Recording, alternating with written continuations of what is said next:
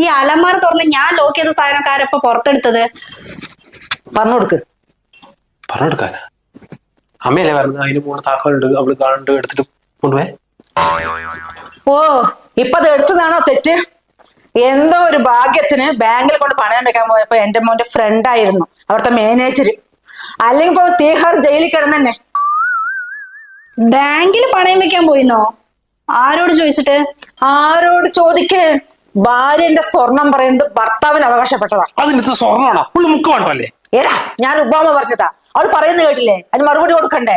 അത് കാരണം അവൻ തുറന്നു എടുത്തു, അത്ര തന്നെ. ഭാര്യന്റെ സ്വർണം ഭർത്താവിന് അവകാശപ്പെട്ടതോ? അങ്ങനെയാണെങ്കിൽ ഭർത്താവിന്റെ സ്വർണം ഭാര്യയ്ക്ക് അവകാശപ്പെട്ടതല്ലേ? അതിന് മാത്രം മൂപ്പന്റെ കയ്യിൽ എന്താ ഉള്ളത്? ഒരു ബ്രേസ്ലെറ്റും ചെയിനോ? അതും കല്യാണ സമയത്ത് എന്റെ വീട്ടുകാർ ഇട്ട് കൊടുത്തല്ലേ? അതിന് ആണുങ്ങൾക്ക് എന്തിനൊരു സ്വർണം? പെണ്ണുങ്ങളിൽ ഇതൊക്കെ ഇട്ട് നടക്കേണ്ടത്. അതാര് പറഞ്ഞതാ? അതാരും പറഞ്ഞിട്ടൊന്നുമില്ല, അതാണ് നിയമം. ഏത് നിയമം? അല്ല, ഈ നിയമമൊക്കെ ആരെഴുതി വെച്ചതാ? ആരും എഴുതി വെച്ചിട്ടൊന്നുമല്ല. പെണ്ണുങ്ങളായ സ്വർണ്ണമൊക്കെ നിറയെ ഇട്ട് അണിഞ്ഞൊരുങ്ങി നടക്കണം, അതാണ് ഭംഗി. പിന്നെ ഭംഗി എത്രേ?